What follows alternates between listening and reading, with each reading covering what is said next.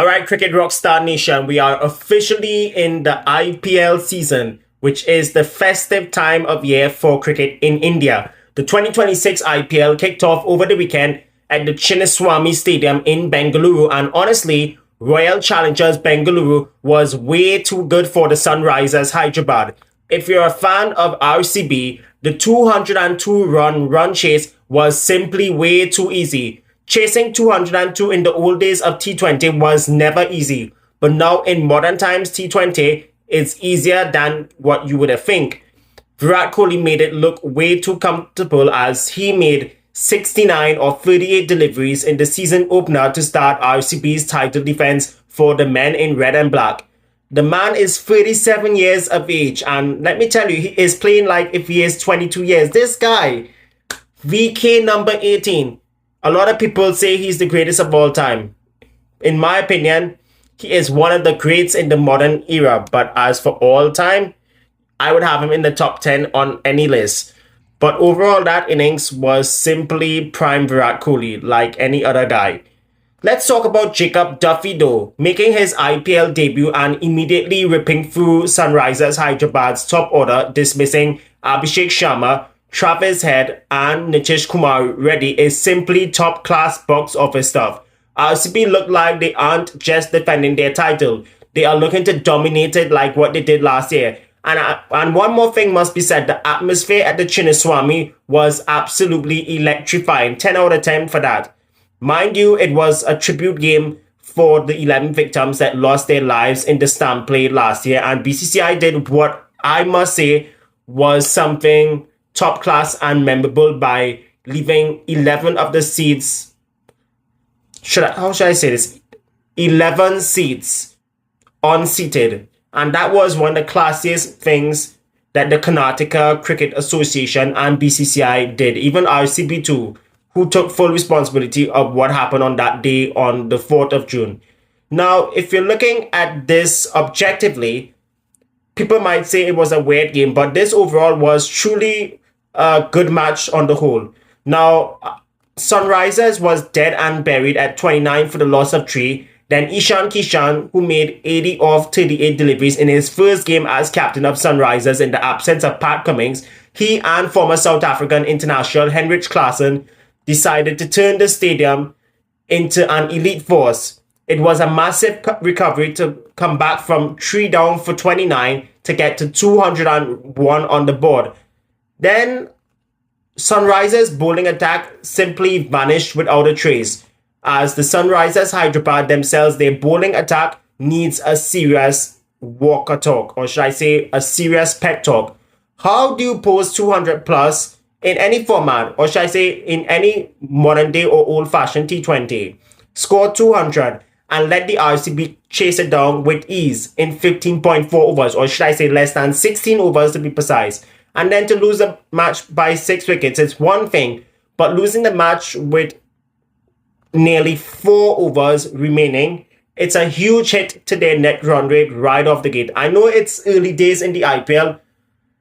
In other T20 leagues, you would say every match counts, but it is very early in the IPL. Anything can happen. Their bowling attack, Sunrisers, let's be honest, was toothless. A 100-run partnership involving Virat Kohli and Devdutt Padikkal, who I must also admit was absolutely incredible in a way. The 100-run partnership was in just 45 deliveries, aka almost 8 overs. If you're SRH, that was unacceptable at this level of T20 to say the least. And if SRH doesn't fix their power play bowling attack immediately, it is going to be a very long season for the Orange Army. Match number 2 of the IPL earlier today saw 5-time champions Mumbai Indians take down the Kolkata Knight Riders by 6 wickets in a match which saw Mumbai Indians chasing down their highest successful total, batting second, and more importantly, this was the second match in a row since the IPL started yesterday, which saw over 400 plus runs scored in one particular game. Yesterday, I think it was 407 runs scored in almost 16, or should I say almost 36 overs. Today, it was more than that, almost 450 runs scored again. But let's be very honest. The runs tally is one thing. The bowlers are being written off like if they don't exist.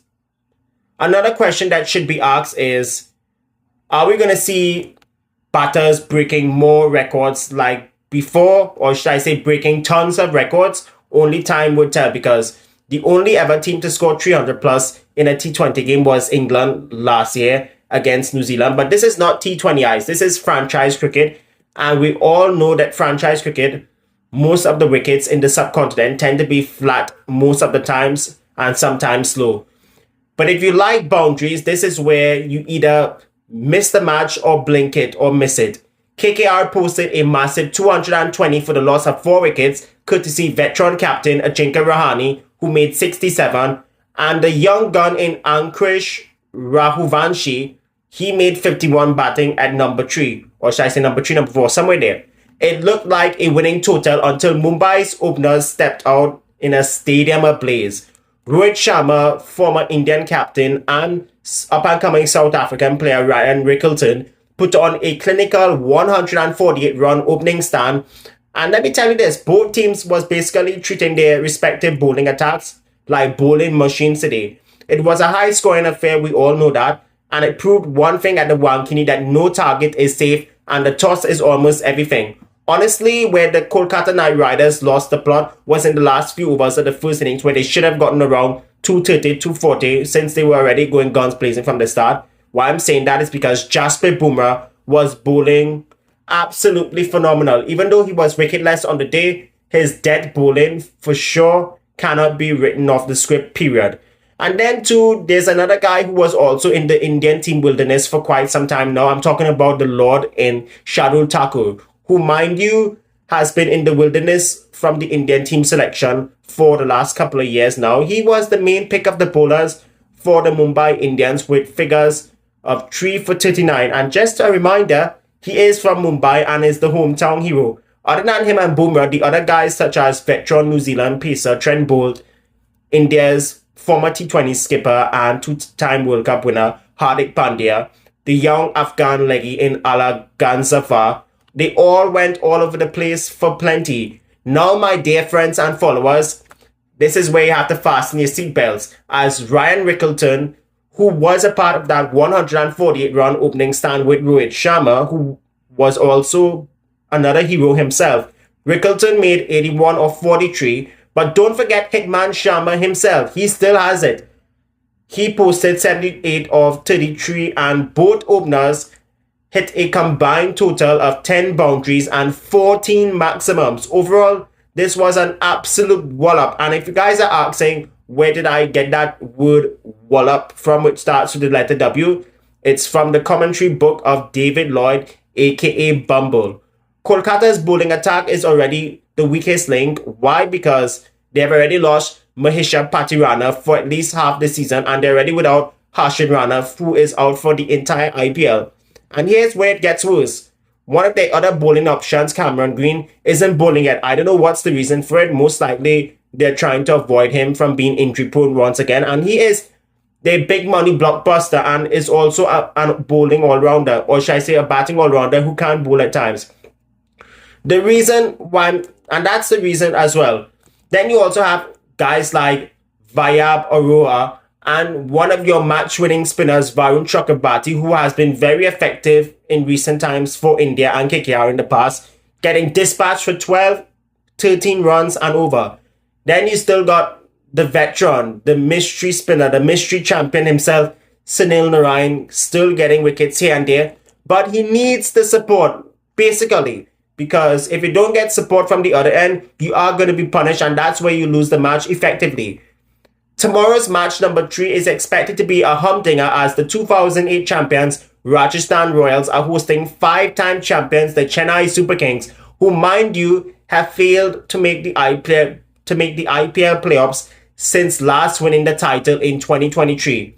There have been a lot of trade wars happening since the last IPL and the last auction not too long ago, as both franchises have decided to fix their team rosters by swapping identities, with Sanju Samson leaving Rajasthan and now officially a part of CSK and makes his debut tomorrow night.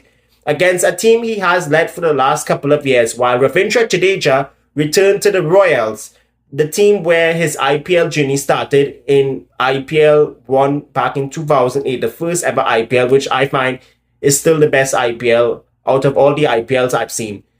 It's a 1-1 head-to-head split from last season, and with both teams sporting refreshed rosters, as I just mentioned a second ago, this is a total toss-up. Guwahati is usually a batting paradise, so expect some high-flying scores just like the first two matches in Bengaluru and Mumbai respectively. Hala Boy are now under the leadership of Riyan Parag full-time, and it's no better time for him to lead his team in his hometown Guwahati, which is in the Indian eastern state of Assam. With Yashishi Jaiswal at the top of the order and the return of the healthy Jofra Archer to lead the pace attack. Now, mind you, Archer has been healthy and fit for the last couple of months, from the Ashes to the recent England Sri Lanka series and the T20 World Cup. Excuse me. This team looks dangerous, and to add Ravindra Jadeja to the list, it gives the Royals that elite all-round balance they have been missing for the last season or two. If you're a fan of the Whistle Poodle, aka Yellow Army, or should I say yellow is the code, let me not bring political references into this, they'll be without their beloved Tala as Mahindra Singh Dhoni will be out for at least the first 2 weeks of the IPL with a calf strain. And personally, if I have to compare MSD with either basketball greats Michael Jordan or LeBron James or Kobe Bryant, may his soul rest in peace, LeBron is still going strong in year 23 in his basketball career. But let's be very honest about MS Dhoni. Dhoni, in my honest opinion, the best time for him to have quit professional cricket would have been last year. Why? Because they now have Sanju Samson, who is now officially a part of CSK and in red hot form. And I'll say this, MSD, like LeBron in the NBA and like Lionel Messi and Cristiano Ronaldo in the world of football, are still playing for the fans and not making way for someone younger than any of them who I just mentioned. And to add salt to the wound, the Super Kings will be without the Wild Brevis, who will miss the match. Let me know who you think is going to win match number 3 involving the Chennai Super Kings and the Rajasthan Royals in the comment section below. Till then, I'll see you all on the other side. Bye bye for now.